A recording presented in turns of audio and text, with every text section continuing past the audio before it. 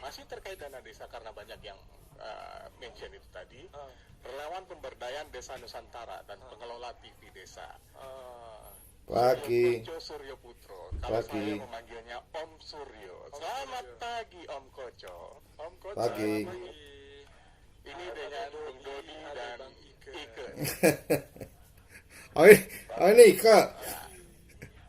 Oh iya Kak. Apa kabar?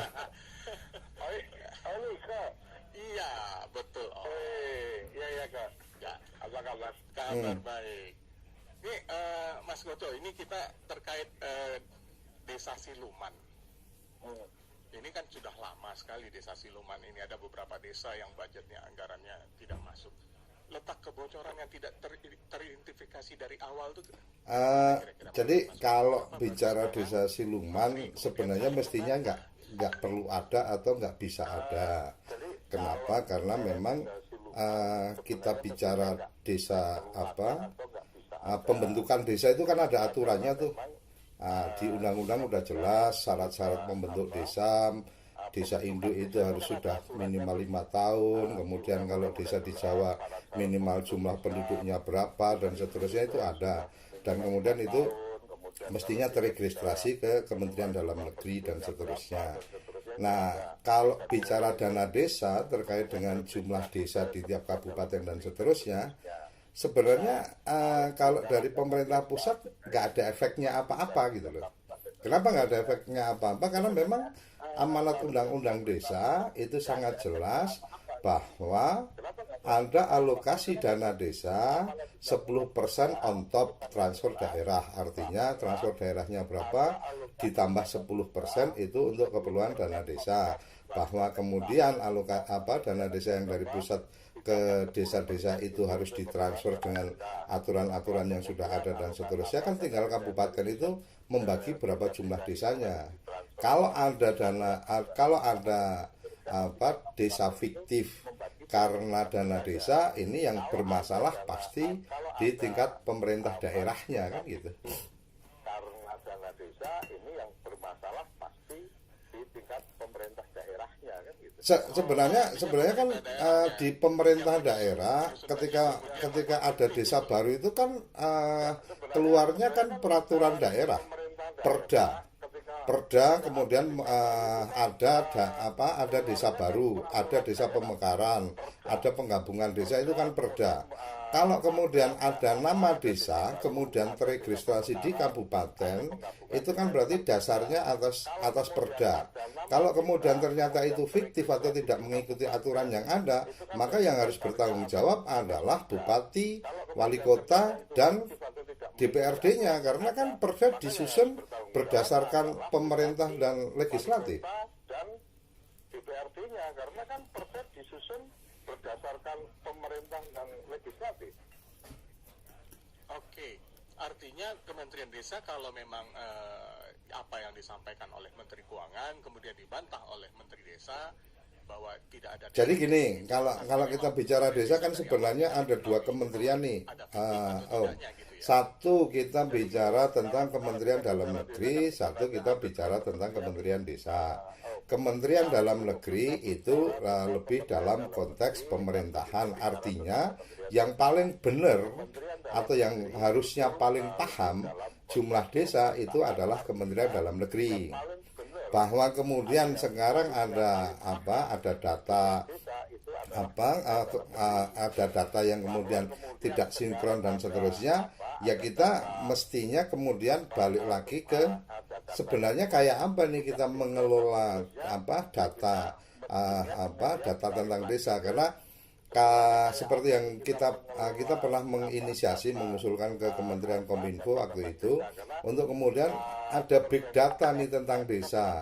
Ada satu data tunggal yang kemudian urusan tentang pemerintahan ini mestinya ada di Kominfo. Waktu itu kemudian ada ide tentang desa pintar yang kemudian isinya adalah bagaimana setiap desa-desa itu bisa mengakses memberikan data itu di cloud yang dimiliki atau server yang dimiliki oleh Kominfo. Nah, proses untuk kemudian memasukkan desa baru dan seterusnya kan pasti harus ada pentahapannya nih. Oh, berdasarkan Perda nomor sekian ada desa ini, Perda nomor sekian ada desa ini. Nah, ini yang kemudian itu jadi data bersama-sama. Nah, saya sih melihatnya kalau kemudian Kementerian Desa mengatakan bahwa itu data valid, tidak ada desa fiktif dan seterusnya, yang nggak bisa juga mengklaim seperti itu. Karena apa? Karena yang tahu mereka itu kan tahunya kan hanya dari laporan kabupaten nih. Oh, kabupaten ini melaporkan desanya sekarang jadi segini. Tetapi yang melakukan validasi, verifikasi dan seterusnya kan bukan ranahnya Kementerian Desa, karena Kementerian Desa ini kan sebenarnya lebih pada kegiatan pemberdayaan masyarakat desanya. Jadi kalau kita ya, jadi kalau berdasarkan undang-undang itu kan memang kemudian prioritas skala prioritas penggunaan dana yang dari pusat itu Kementerian Desa yang membuat peraturan menterinya, artinya guidance-nya lah.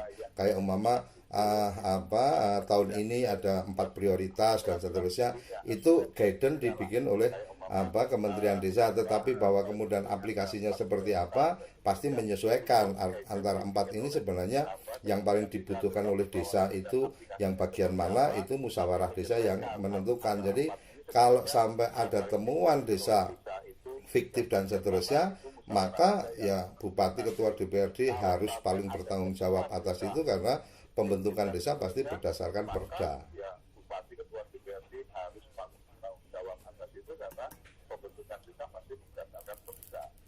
Artinya pada saat bupati DPRD atau pemerintah provinsinya yang mengajukan ke Kementerian Desa menyampaikan ada desa ini, desa itu, bukankah seharusnya ada tim verifikasi dari Kementerian Desa untuk mengecek bahwa memang benar datanya, atau memang udah permainan tingkat tinggi sehingga kong kali kong antara sebenarnya gini, kalau kita melihat posisi ini, kalau kita bicara Kementerian Desa ya, Kementerian Desa kan hanya kemudian mendapatkan informasi ada sekian desa di kabupaten ini, bahwa kemudian apakah ada kewajiban untuk melakukan validasi dan seterusnya, ya tidak perlu untuk melakukan itu. Kenapa? Karena memang ketika kemudian daerah sudah menyampaikan daftar nama desa dan seterusnya, ya logikanya, alur hukumnya, alur pikirnya, daerah menyebutkan nama-nama desa itu kan pasti sudah ada peraturan daerahnya kan gitu. Nah, kemudian ketika bicara ada efeknya apa enggak sih sebenarnya ketika dana desa masuk ke satu kabupaten, kemudian jumlah desanya jadi banyak, ada fiktifnya dan seterusnya. Kalau secara prinsip ketika kemudian dialokasikan 10% on top itu ke kabupaten, transfer daerah berapa ditambah 10% itu untuk desa, maka sebenarnya ya kalau buat tugas pemerintah pusat ya sudah selesai, sudah gugur ketika Kementerian Keuangan sudah mengalokasikan dana desa. Umpama tahun 2020 kita lihat sudah ada alokasi bahwa dana desa itu 72 triliun gitu kan, yang sebenarnya menurut undang-undang, kalau kita bicara undang-undangnya, maka sebenarnya dana desa itu mestinya kalau dari transfer daerah yang 780 ya harusnya sudah 78 triliun kan gitu. Nah, ketika sudah didistribusikan 72 triliun itu kemudian dengan beberapa indikator dan seterusnya sudah didistribusikan di kabupaten kan kemudian membuat standar bahwa desa ini dapat segini, desa ini dapat segini dan seterusnya. Nah, itu pun kalau kita bicara bahwa kemudian teralokasi ke desa-desa fiktif dan seterusnya, maka secara aturan kan transfernya transfer ke rekening kas desa. Nah, kalau kemudian ada desa fiktif, berarti ini permainan elit daerah gitu loh. Kenapa saya bilang permainan elit daerah? Karena ketika kemudian ada desa yang penduduknya cuma berapa, tidak memenuhi syarat untuk kemudian jadi desa dan seterusnya, diperdakan atas dasar perda itu kemudian bisa membentuk desa dan kemudian desa bisa membuka rekening desa, kemudian ada pejabat desanya dan seterusnya. Ya secara logika ini kalau tidak ada permainan di tingkat bupati dan DPRD-nya kan nggak mungkin kejadian, Mas. Gimana ceritanya ada desa punya rekening gitu kan, tapi nggak ada penduduknya gitu. Kalau tidak kemudian supra desanya atau elit kabupaten dan politisi kabupaten yang bermain, nggak mungkin juga. Apalagi kita bicara bahwa ada pemekaran dan seterusnya, itu kan keputusan perda. Kalau perda kan berarti pembahasan di DPRD. Itu kan keputusan perda. Kalau perda kan berarti pembahasan di DPRD. Ya. Ya, oke. Ya, tapi kalau tadi balik lagi ke sistem digital tadi, Om Koco. Nanti kan kalau Enggak dong. Jadi gini. Jadi data lebih kebagi-bagi lagi dong dari. Enggak. Jadi gini. Kalau kita bicara sistem digital, maka kan pasti ada satu servernya. Jadi umpama nih, Kominfo kemudian menyiapkan big datanya, servernya. Kebutuhan data kementerian itu apa aja sih? Taruh kata nih kita bicara desa, kebutuhannya apa? Oh, profil desa. Oh, bagaimana pengelolaan keuangan desa. BPKP kemarin beberapa waktu yang lalu saya juga sudah berkomunikasi sama teman-teman BPKP, siap untuk kemudian sistem administrasi keuangan dia bisa ditanam di server itu dan kemudian free, setiap desa bisa memanfaatkan. Tetapi bahwa kemudian ada satu data yang dikuasai atau yang kemudian ditangani oleh Kominfo, maka kan kementerian lain ini kan tinggal menyampaikan aku butuh data ini, kemudian dia menyiapkan sistemnya supaya ada data itu, Mama. Sekarang kita bicara yang simpel aja. Kita bicara profil desa deh. Profil desa itu kalau ke Kementerian Dalam Negeri ada Prodeskel, profil desa kelurahan kan gitu. Ke Kementerian Desa juga ada data itu. Dia punya server, punya data tentang itu. Nah, pertanyaan berikutnya, kalau memang kebutuhan datanya sama, profil desa, ngapain harus ada dua-dua gitu loh? Energi kita kan juga berlebih menangani itu. Kenapa tidak kemudian satu aja di Kominfo mamanya, kemudian ketika Kementerian Desa butuh data, dia tinggal ngakses. Kementerian Dalam Negeri butuh data, tinggal ngakses. Yang simpel aja sekarang, umpama desa ada sekian puluh ribu, 74.000 sekian umpama, taruh kata. Pertanyaannya, ada berapa perangkat desa? Ada berapa ada berapa desa di tiap kabupaten dan seterusnya. Kalau kemudian itu dikelola di satu tempat, maka kan hanya akan sangat sederhana ketika ada kebutuhan-kebutuhan tertentu, ya udah sumbernya ada di situ.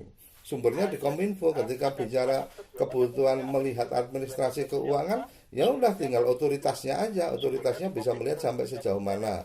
Kalau umpama kita bicara dana desa hanya bisa ditransfer ketika dia sudah membuat laporan pertanggungjawaban umpamanya. Dari situ akan kelihatan sudah selesai atau belum.